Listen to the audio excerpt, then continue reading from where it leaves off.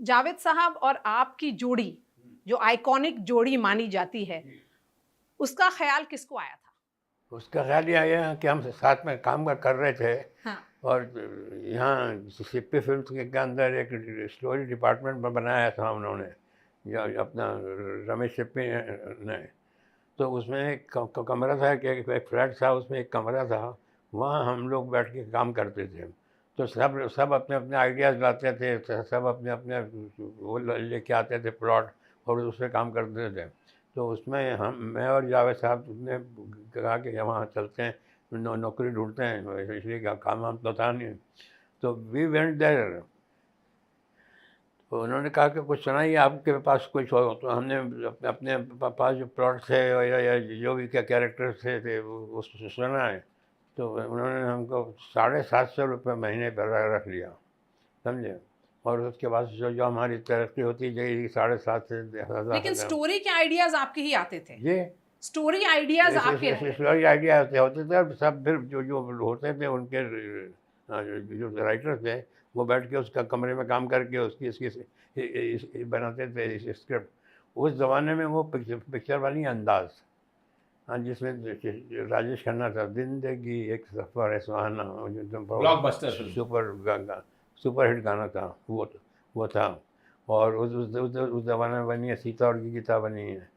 हाँ, उस ज़माने में ये ऑफिस में जो बनी थी स्क्रिप्ट, उनमें से ही है। सलीम साहब, ये बताइए मुझे, आपने कहा कि ये दिमाग में नहीं था कि पैसे ज़्यादा लेने हैं, लेकिन राइटर की स्थिति को सुधारने का उसको वो तो बहुत ही ऐसा लगता था कि बहुत ही जाती है वो, बहुत। Yes. हाँ, So you had it in. You are watching the World 24/7 on the NDTV network. I'm Parmeshwar Bava. Let's begin with the top stories you need to know this morning. Canadian Finance Minister Chrystia Freeland, long Prime Minister Justin Trudeau's most powerful minister, announced she was resigning in a shock resignation from the cabinet as Trudeau deals with declining popularity. 11 Indian citizens were found dead at a restaurant in a mountain resort in Georgia. Local media, citing police sources, is reporting that carbon monoxide poisoning caused all the deaths. Ousted Syrian leader Bashar Assad said he had no plans to leave the country after the fall of Damascus a week ago, but the Russian military evacuated him after their base in western Syria came under attack. German Chancellor Olaf Scholz overwhelmingly lost a parliamentary vote of confidence, setting the stage for February elections in Germany. And no immunity for Donald Trump in the hush money case. Trump loses the bid as Juan Merchant rules.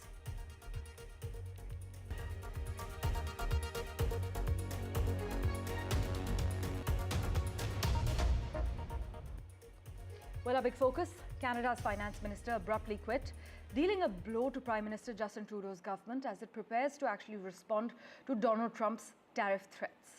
Chrystia Freeland, who was also Deputy Prime Minister and a staunch Trudeau ally, criticized his fiscal policies in a scathing resignation letter and called for pushing back against America First economic nationalism. Freeland was actually seen as a potential Trudeau successor, but some political analysts now argue that her resignation has thrown Canada's economic agenda into a tailspin. My colleague Maha Siddiqui joins us with a lowdown from Vancouver.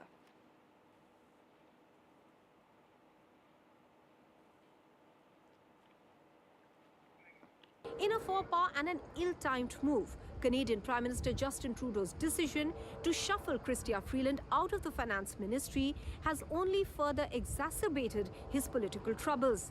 This is because the Deputy Prime Minister and the Finance Minister Freeland decided to resign from the cabinet just hours ahead of delivering a fall economic statement that would have also addressed concerns around Donald Trump's tariff threats against Canada. In a letter to the Prime Minister that was also available on social media, Freeland said that the Canadian Prime Minister, that is Justin Trudeau, asked her to step aside as the Finance Minister and that he would have reassigned a ministry to her, but she chose to resign from the cabinet instead, though she still remains a Liberal MP. So what could this mean for the Trudeau government that's already in minority? First of all, the lack of confidence by a minister. and that too the second in command, does nothing for the leadership of Justin Trudeau that has already been called into question. There has already been a clamour for the change in leadership of the Liberal Party, and this could further add fuel to the fire. Moreover, if this translates into the NDP and Bloc Québécois that are supporting the government, the minority government, on a case-by-case in Parliament, this could mean that there could be elections earlier on in Canada, and that would not augur well either for Justin Trudeau or for the Liberal Party, because they continue to remain hugely unpopular with the inflation and the housing crisis in Canada.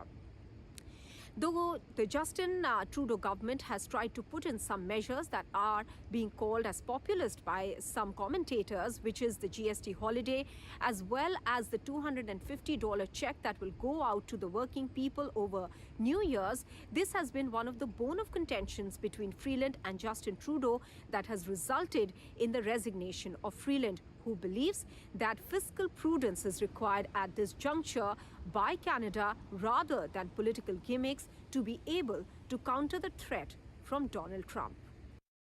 The other big story we're tracking, a tragic incident has unfolded at a restaurant in a popular mountain resort in Georgia, where 11 Indian citizens have been confirmed dead by the Indian mission.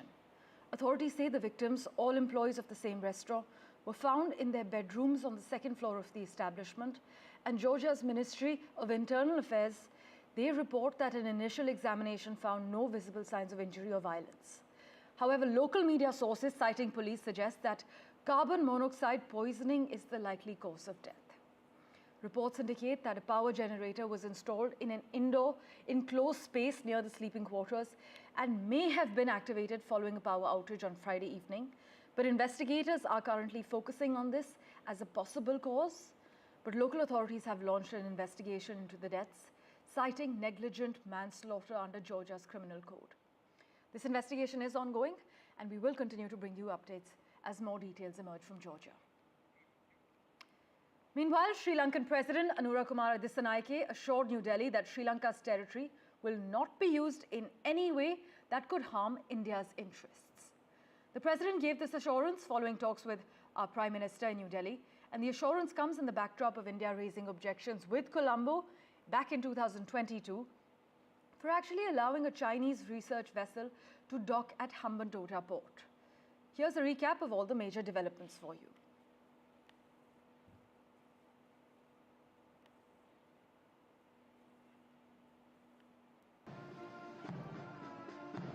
In his first foreign visit, the newly elected Sri Lankan President Anura Kumara Dissanayake assured India that its territory won't be used for terrorism.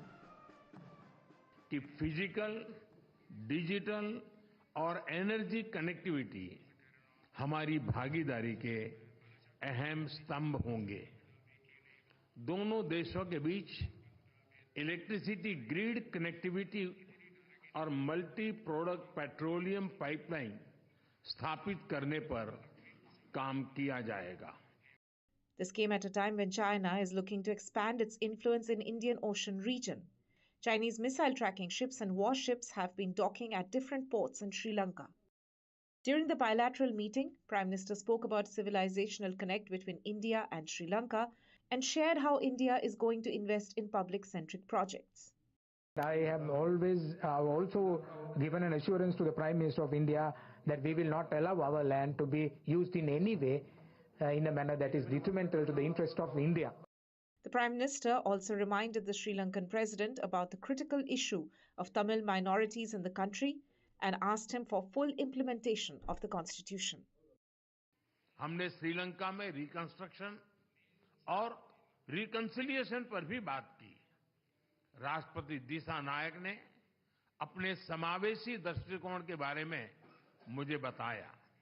हम आशा करते हैं कि श्रीलंका सरकार तमिलों की आकांक्षाओं को पूरा करेगी और श्रीलंका के संविधान के पूर्ण इम्प्लीमेंटेशन और प्रोविंशियल काउंसिल इलेक्शन कराने की अपनी प्रतिबद्धता को पूरा करेगी। Prime Minister's statement on Tamil minorities assumes significance as India has been raising issues on the state of minorities in Bangladesh. With the new government in office, India is looking for a long-term investment and people-centric diplomacy in Sri Lanka. With Mohammad Ghazali, Bureau Report, NDTV.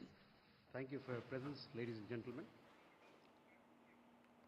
In other news, in a significant development from Syria, former President Bashar al-Assad has issued his first statement since being toppled from power.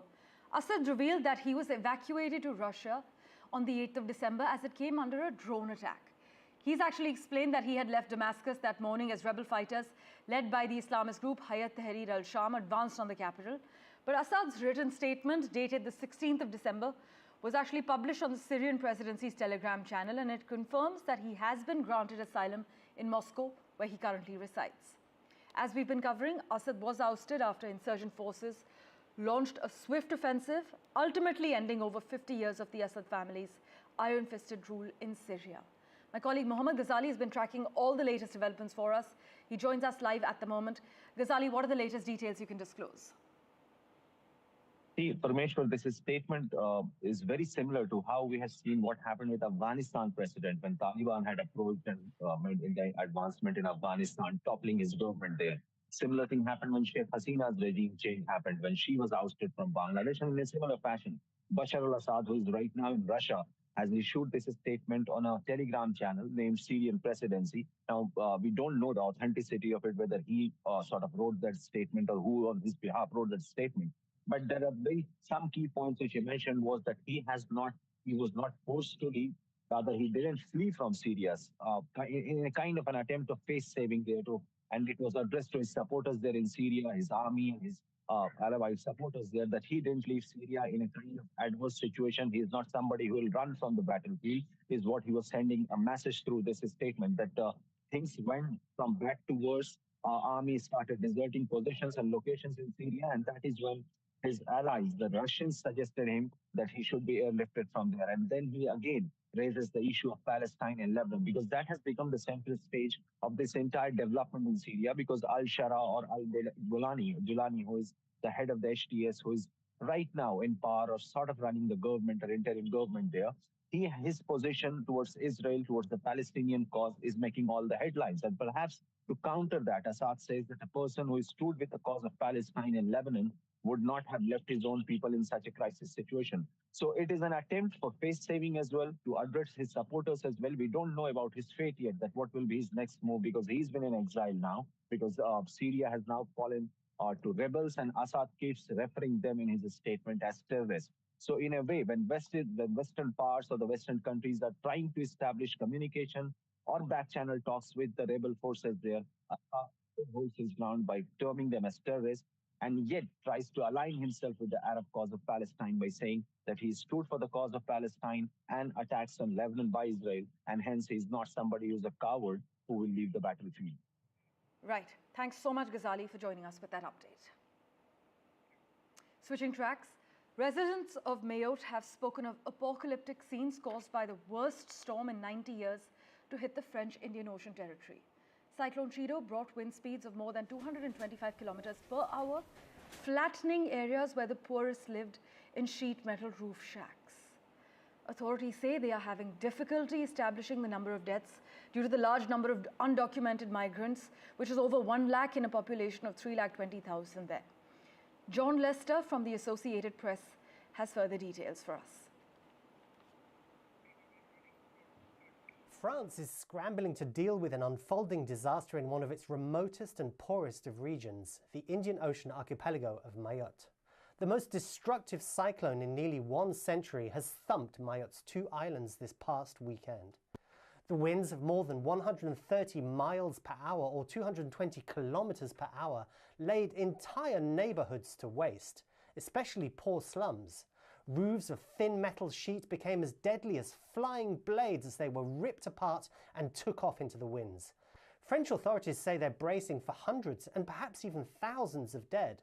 But there may never be a full accounting of the death toll because many of the migrants who live on the islands are undocumented, and also because of local Muslim traditions which require rapid burials when people die. French authorities are scrambling to rush aid to the population of about 300,000 on Mayotte, but damage to the airport is complicating the arrival of flights bringing emergency workers and essential supplies. In the tropical Indian Ocean climate, one of the most pressing needs amid the scenes of devastation is providing clean water for survivors who've been left with little or nothing. With that, let's get you a quick update from Germany now, where Chancellor Olaf Scholz overwhelmingly lost a parliamentary vote of confidence, setting the stage for elections in February. In fact, the unpopular centre-right leader called for the vote, which he was expected to lose after his three-party coalition collapsed last month. The calculus is that triggering an election 7 months early may be his best chance of political survival, but Germany is beset with other challenges. Its industrial export-heavy economy is struggling to compete with China, and its GDP is forecast to shrink this year. At a moment when Europe is especially in need of a strong leader, in need of strong leadership, the world's fourth largest economy is on a path of decline that threatens to actually become irreversible, as many experts have said on record. Well, switching tracks, several of the papers in the UK lead on the alleged Chinese spy linked to the Duke of York, Prince Andrew. In fact, the Daily Telegraph says the anonymous businessman helped an elite British private school expand to China. The Daily Mail is reporting that alongside royals and prime ministers, he also mixed with captains of industry. It demands he must be named, but The Guardian is reporting and saying the court order protecting his identity may be lifted, while The Independent in Britain says ministers are facing calls to take a tough stance against any interference from Beijing. By the way, UK's Prime Minister Sir Keir Starmer said he is concerned about the challenge China poses in his first comments on the alleged spy with links to Prince Andrew, who has been barred from the UK. He also added that there is a long-standing convention in the United Kingdom that talks between Downing Street and the royal family are never spoken about. Prince Andrew should be commended for doing Britain a great service, according to long-standing China watcher Charles Parton, though. The now marginalized royal, has the analyst observed, almost single-handedly succeeded in highlighting the threat to free and open countries posed by the contemporary Chinese state. In fact, we have a reaction from China as well. China has clearly said in its statement that they have never engaged in deception of interference. Listen in. 中国行事一向堂堂正正、光明磊落，从不搞什么欺骗、干涉。对这种以己夺人的无端炒作，不值一驳。 Meanwhile, in a significant diplomatic move, National Security Advisor Ajit Doval is expected to visit China in the coming weeks to continue discussions on the long-standing border dispute between the two countries. Sources say the visit will focus on addressing issues related to the line of actual control following the recent disengagement of our forces. But the two sides are currently working to finalize the dates for the visit, with NSA Doval likely heading to Beijing for talks under the Special Representative's mechanism on the border issue. The visit could take place either by the end of this year or in early January, according to our sources.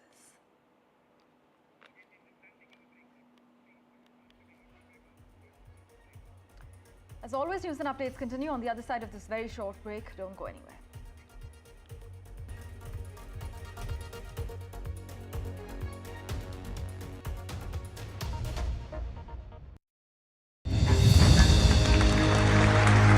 I now request the Honorable Prime Minister to launch NDTV World and address the summit. It was the grand launch of NDTV World by Prime Minister Narendra Modi. NDTV World, as he laid out his vision for the India century at the NDTV World Summit. ऐसी सदी जिसमें भारत के प्रयासों से दुनिया में स्थिरता आए, in the presence of those who are shaping our future. मेरी तरफ से आपको ढेर सारी शुभकामनाएं हैं। NDTV World, your new home for global news is here.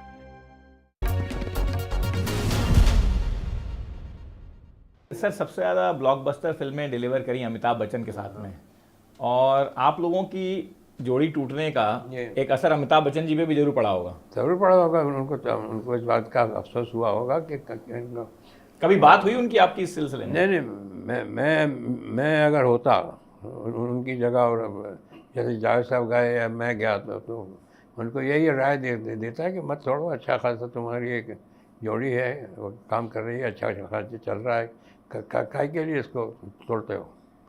तो मैं होता तो ये करता, समझे? तो फिर आप उनकी बात सुन लेते और उसका फिर जोड़ी वापस आ जाती? नहीं, जोड़ी वापस नहीं आती, बस ज़रूरत ही नहीं काम करने की, ये तोड़ने की, करते रहो। तो अगर मैं होता तो ये राय देता, पता नहीं उन्होंने क्या राय दी है वो। पर आपकी बात हुई कभी उनसे इस सिलसिले में? नहीं, बात तो होती रहती है, मुलाकात हो जाती है तो।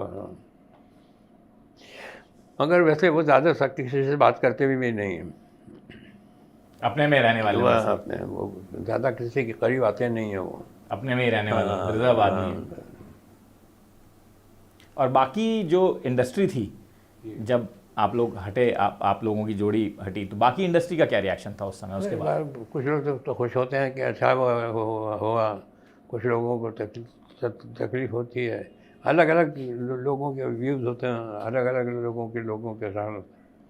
तो पर आपने उसके बाद लोगों को बदलते हुए देखा? आप अपना अलग जब काम लेके जाते थे, अकेले जब काम लेके जाते थे, तो उसकी रिसेप्शन किसी अलग तरह नहीं, तो होता था, डेफिनेटली था वो। People were changed. आप जो नाम का जो वैल्यू जो था, ब्रांड की जो वैल्यू थी, हाँ, अभी अगर आप कोई कहे दादाजी, तो कौन सा दादाजी धाकजी से बन सकता है।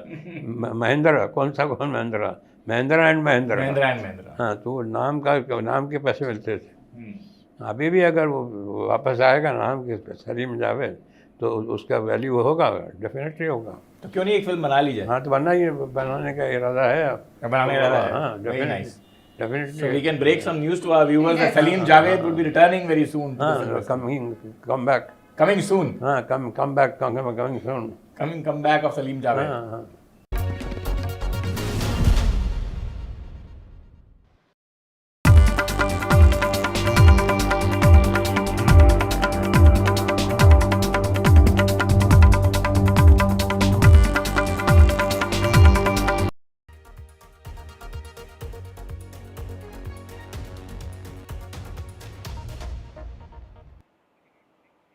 Welcome back. Let's get you a quick update from the United States now. A teenage student opened fire at the Abundant Life Christian School in Madison, Wisconsin, killing a teacher and another teenage student in the final week before Christmas break. The shooter also died, this is what police has confirmed, but 6 students were injured, including 2 who suffered life-threatening injuries. We can also disclose right now that the shooting was confined to one space, but it's unclear if it was in a classroom or a hallway. But the Madison police chief has so far declined to identify the attacker or their gender. However, US media reports say the attacker is a 17-year-old female.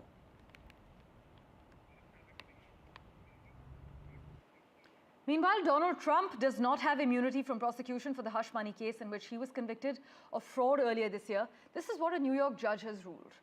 Lawyers for the US president-elect argued that the case should be thrown out after the Supreme Court ruled in July that Trump could not be prosecuted for official actions that were carried out as president. However, Judge Juan Merchan has sided with prosecutors who argued that the decision had no bearing on the conviction. Well, let's turn our attention to Shanghai officials' rare visit to Taiwan now. Chinese officials made a rare trip to Taiwan at a particularly tense moment in the island's relations with Beijing. A deputy Shanghai mayor led the delegation for the city-to-city forum in Taipei, whose own mayor belongs to a Taiwanese party that favors closer ties to the mainland. The visit actually comes after China unexpectedly launched its largest naval deployment around the island in decades, and as Taiwan received a shipment of 38 US tanks.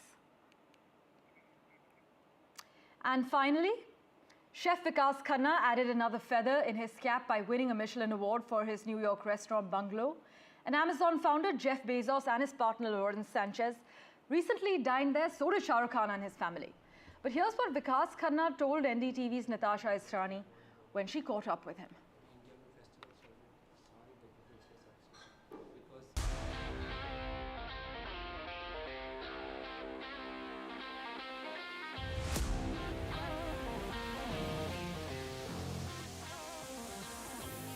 You were just telling us before we started the interview about this week and this month being extremely special. So please tell us more about all the different honors that Bungalow has got and how you feel about them. आपसे बात कर रहा हूँ, honour one. I just feel के awards come and go, what you stand for as a purpose is more important. एक देसी लड़का देसी heritage represent कर रहा है, जिसको स्कूल में कहा गया था कि देसी खाना मत बनाओ, गोरों के नीचे काम करो, यही आपकी पहचान है। तो मेरे को लगता था कि as a grandson of freedom fighters families and Amritsar and with that patriotism, I am like, मैं एक, वो कहते थे this dish was invented in Burgundy, ये ऐसे बनाओ। तो मैंने कहा वो किसी की दादी का खाना मैं क्यों बनाऊँ, मेरे को अपना खाना बनाना।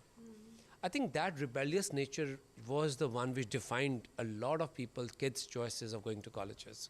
When I said कि वो तो नहीं कह रहे कि मैं अमृतसर की एक दादी का खाना बनाना सीखना चाहता हूँ, I'm going to learn that. They are representing themselves. हमें इतनी ज़्यादा क्यों validation की ज़रूरत है कि हमको उनको represent करना। I stand here with pride, with my own country, with my own anthem, with my own flag with me, with my own heritage, my own history. कहीं से मेरी कोई चीज़ भी है वो मैं नहीं कह सकता कि मुझे वैलिडेशन की ज़रूरत थी तभी मैं फ्रेंच का वर्ड मैंने ऐड किया बीच में, मुझे नहीं ज़रूरत है, मेरे को नहीं, इंडिया को नहीं ज़रूरत। जब एक इतना गहरा कल्चर होता है, हमें नहीं ज़रूरत है कि this is all happening on whatever happen this week, it happen on its own terms. It's much bigger than changing accents and changing your cuisine so that you fit into a different culture. We need to get people to fit into our culture. That's what the West did to us. We need to be so proud of it that they feel proud कि भाई we are having something so pure and authentic. And with so much of history to it. इससे ज़्यादा history कहाँ पे है मुझे बताओ। इससे ज़्यादा एक डिश को पकड़ो आप, बाय गॉड कि कितनी हिस्ट्री है उस मसाले में जो उसमें जाता है, जो खाना बन रहा है, उसकी तासीर क्या है, उसकी टेम्परेचर्स पे क्या है, उसकी and it's such a technical cuisine. इतनी टेक्निकल खाना है देसी खाना हमारा, एंड मुझे तो लगता नहीं कुछ उसके साथ कुछ मैच भी करता है। और क्यों मुझ में फोर्स किया जाता है कि फ्रेंच बेकरी सब खोलो और सब फ्रेंच खाना बनाओ, क्यों? Why can't we redefine the halwai culture of India? And do you think now it's changing? And thanks to you also and the example that you're set, because now maybe an Indian boy, an Indian girl, telling their parent that they want to become a chef is not going to be faced with as many questions as you might have faced. वो तो फ़र्क पड़ा because of Master Chef's influence.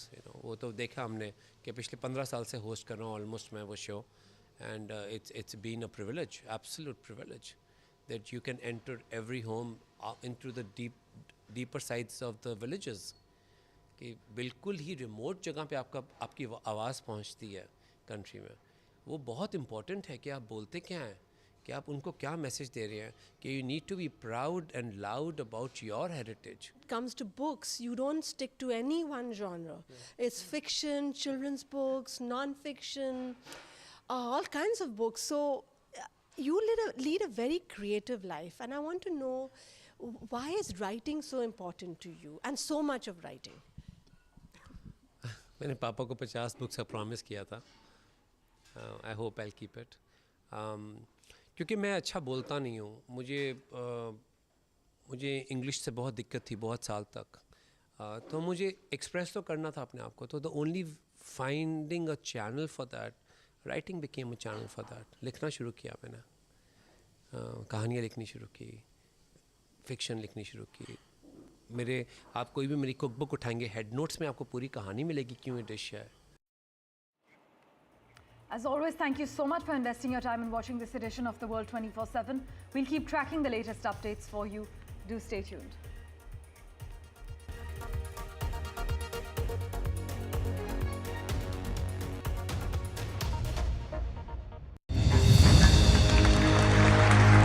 I now request the Honorable Prime Minister to launch NDTV World and address the summit. It was the grand launch of NDTV World by Prime Minister Narendra Modi. NDTV World, as he laid out his vision for the India century at the NDTV World Summit. कैसी सदी जिसमें भारत के प्रयासों से दुनिया में स्थिरता आए,